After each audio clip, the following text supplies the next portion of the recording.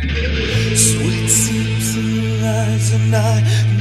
what's up? This is Keith Caputo, and you're watching Johnny V's Skitsophrenic. Bitch. Then no one understands you at all. Hey, thanks for tuning in to Johnny V's Skitsophrenic. I'm here with your friend and my friend, Mr. Keith Caputo, and we're here to talk about the past 30 years. First of all, pretty psyched to be revisiting the Ugly album. Absolutely. It's a great album. It is. It is. Until Joey decided, like, hey, we should do an Ugly reunion tour. I think after studying the album again, and I found, like, you know, a newfound love for all the music, and because recording that whole process of it was very difficult for all of us. You know, we weren't really a tight unit. We were falling apart, and but actually revisiting it 20-something years later, maybe more, 30 plus years, you know, and especially live, they sound, the songs live sound much better than we recorded them like 30 years ago, you know what I mean? Because we're so much more developed and mature and seasoned and articulate, and you know, we're Mature. much more greater musicians than we actually were when we recorded. You've become like a fine wine. Yeah, thank you. So, Yeah. revisiting these songs, did some of it was a little rusty, you had to remember the lyrics, or you kind of just, boom, nailed it right off the box? I studied about 2 months, 3 months. I had oral surgery during the summer. I was 2 months in bed. I split my fucking tooth in half. Ooh, yeah, I know that's So I could, and you know, I always, like, when we do stuff like this, I always love to get a head start for myself, so I'm always, you know, my apartment is like a little bit a studio, art studio, music. And I sing every day, every other day, whether I'm on the road or not, you know, or preparing for stuff for the road. But I was actually very excited, you know, so while I was studying it, like, it was then I realized, wow, this album is very magical. It is. The only thing that lacks personally for me is just the performances. You mean the early performances after the album was released? No, the performances on the album. Because Oh. if we went into the studio today and re-recorded it with Joey, it would be so much more megalithic than how we laid it down. Gotcha. In the early 90s. Do you think it was the actual recordings, the mastering, or the mixing, or what do you No, think? it was the internal climate of the band. Gotcha. And yeah, the people that were working on the record with us, they didn't see the eye to eye. They were a fucking mess too, you know. I know what it's like having people on the other end that Yeah, are like you not know, in the band trying to who's influence. doing coke and turning knobs. Yeah, that's a problem. Turning knobs this high, and then the other producer comes in and turns them, you know, wait for him to leave, and they just, What a they nightmare. weren't a team. Who did we get for that, Joe? I forget. What bit? Who did we get for the Ugly? What do you mean, what did we get? Producer. Steve Thompson and Michael Barbiero, Yeah. who did Injustice for All. Yeah, yeah. And yet, And for you us, felt you could have did better, even though their well, resume is that high. Personally, I just thought their relationship wasn't what it should have been, which affected the process as well for us. I think they kind of took a little bit too much control over your own sound, maybe? No, No? Just their internal it's your conflicts. interpretation. My bad. I'm telling you that them two were like a bad couple, the odd couple.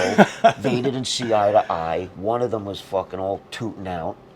And then there was the internal climate of the band. So like the whole combination was just ugly. And hence the album. Michael Barbiero saved the project, but looking back in hindsight, it should have went down very differently. Now let me ask you this: after after Ugly was released, you guys went on a pretty major tour with Ozzy and Korn. Yeah. How did the band come together for that milestone?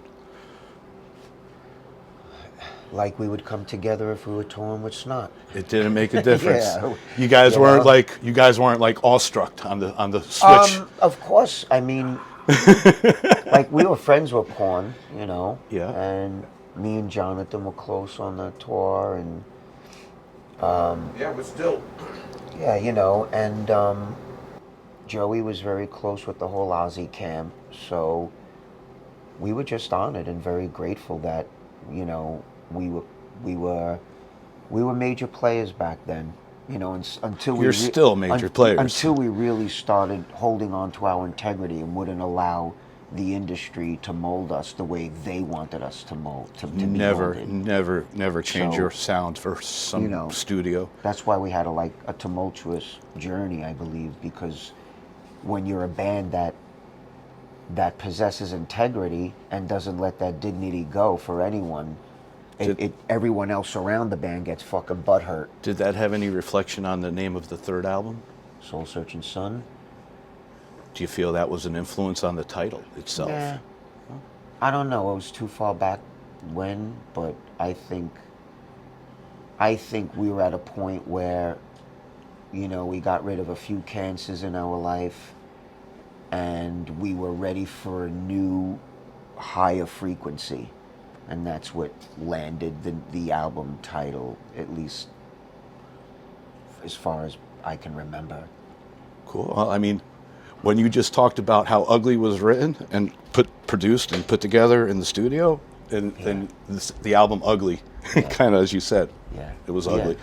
Yeah. So let me ask you this: on your solo projects, Absolute Bloom, Freaks, Dorian Gray, I think that was your. No, Within Temptation. I mean, I've done a bunch of duets. I can't even remember with everybody, but yeah. And then I've just been doing solo records for. What band that you did solo stands out as like you think your best side project? My best side project? I'd hate to call it side project. There's also the Neptune Darlings that I've done as well, which is a newer. You don't know about the Neptune Darlings? No, is that recent? I would say the past decade. Really? I did 2 albums with a friend of ours, Ryan Oldcastle, who played in the solo band since 2007. Really, I will have to look that up because I Neptune like. Darlings. Just go to the link on the Instagram to take you to all the music. I think a lot of your solo projects were really awesome. Thank you. And they should. If you haven't seen Absolute Bloom or Freaks, you should look him up on the internet and check out some of his stuff. And what's the band that you just recently did that I missed that you were talking about? The Neptune Darlings. The Actually, Neptune Darlings. Joey produced with me and recorded. And, Really? Yeah, and like he would, you know, I'd be doing. Joey Z, producer. Yeah, Joey's great. Man. Because Joey masters all my solo albums.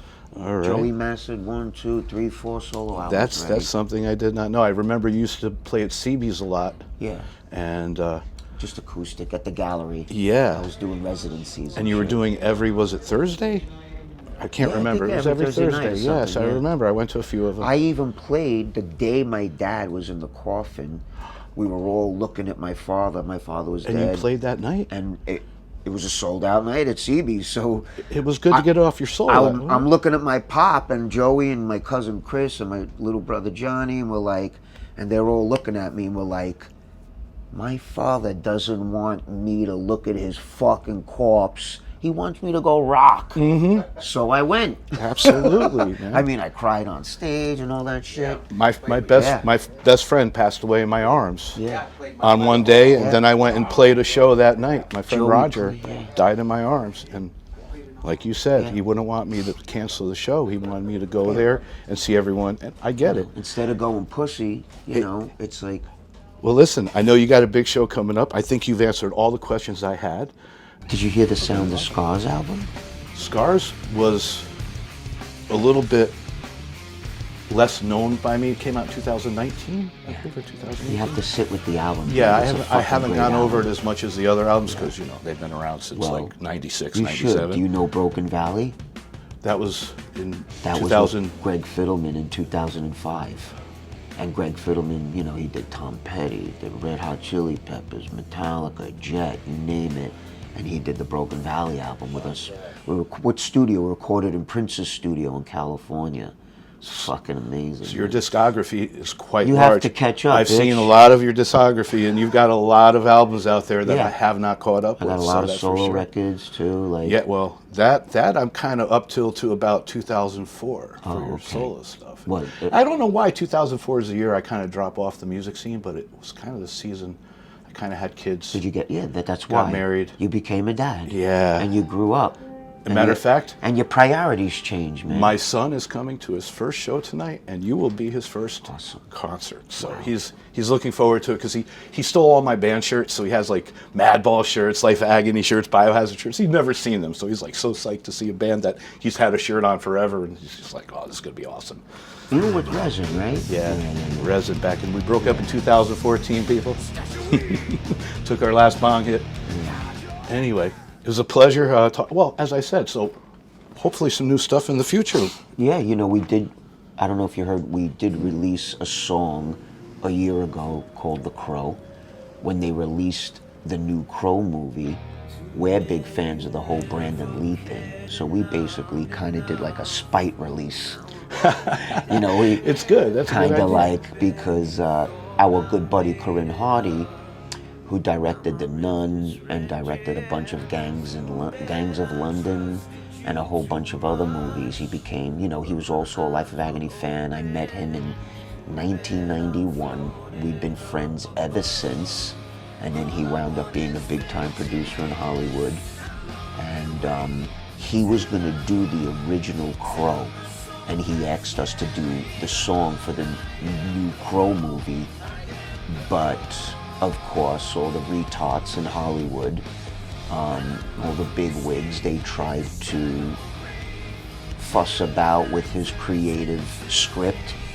And he bailed out because he has integrity. Integrity, yeah. So Without doubt. once they basically shredded his what's it called, the script or the dialogue, whatever, and started making, he was Yeah, it's no longer his project. He was going to get, what's that dude, Jason Momoa, whatever the hell his name is, yeah. to play the Crow, all this stuff. But and then once he was out, then the whole song just, we had the song written. It was on file, but And it was ready to go. So we didn't. But then we redid some things, and then once they did the new movie without our boy Corinne, we were like, "Fuck this! Let's just do like a spite release." hey man, there's no reason you can't release it. Yeah, we did it. Fucking absolutely. We did our own AI video at the time. We were just kind of dabbling in it, and it's not the best, but it's okay. Hey, as long as you yourself are happy with it, you know, everyone else, it's like Well, we're your own happy with integrity. the music and the song. You got to have integrity, as you said. You got to be happy with your own project before everyone else can be happy with it. Because Of course, dude. We don't do anything for anyone. We do it for ourselves. And Like- then, if you like it, great. If you don't, great. yeah, but we did what we wanted. Yeah. Listen, I got to tell you, the first time I ever seen you guys were open for Typo Negative, and I want to say it might have been Roseland. Okay. And Maybe the Ritz, maybe the old Ritz. no, because the Ritz I remember. Okay. Actually, you know what? It was the old Ritz. Could have And been. I remember Pete Steele. He was like, Yeah, we it came could to have see been- him. It could have been L7, Life of Agony, and Typo Negative. I believe that's what I it think was. it was L7. And it was the first time I met you guys because I was backstage because I was friends with Ken Creedy. Yeah. And Remember L7? And Pete. And you know, that's when I was like, yo, I got to bring these guys to Connecticut, Ken. He's like, absolutely, Bill. I was like, they want to open up for Into Another next month? Oh, I love it. Yeah, I had you guys open up for all the big bands, and you guys used to come down, I and don't you know were what happened, instantly a though. hit in Throughout Connecticut. the years, instantly. like Connecticut dropped the ball on us. I think don't know what Connecticut in happened. general, the scene died out because Yeah. I got to tell you, I don't want to sound like a big part of the scene, but I stopped doing shows. Yeah. It just got too. I think right now people are picking up the ball Yeah. again. Because Yeah. I really kind of Yeah, lost my interest in being the guy that had to deal with the people getting beat up, the people getting maced, the people getting stabbed, and it got really kind of to my conscience a little. So I didn't want to deal with the aggravation. Yeah.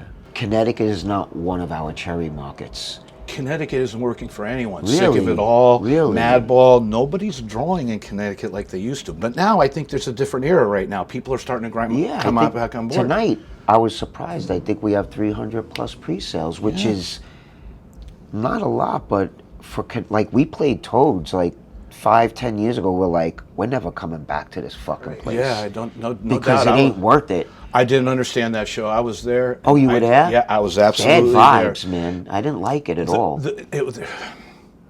I don't think that Toads did the proper promotion. They didn't have They the never proper. did. They didn't have the proper opening bands. You need good locals to open Need up for good the packages. We're gonna wrap it up here with Keith. We're gonna let him go do his thing. Yeah. You know, he's got to warm up with la, la, la, la, la, la, la, or more like yeah, yeah, yeah.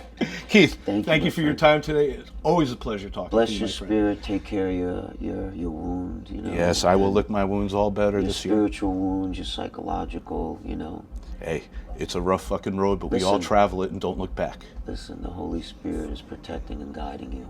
You understand? I And I don't appreciate mean that in a religious bullshit sense. I mean No. that in a very No organized. That's mysterious- from your heart, brother. Yes, absolutely. Thank you. Come here, my friend. I wish you nothing but the best in Thank your you, my future friend. endeavors. Thank you, babe. Yo, what's up? This is Keith Caputo, and you're watching Johnny V's Skitsophrenic. Yes. Don't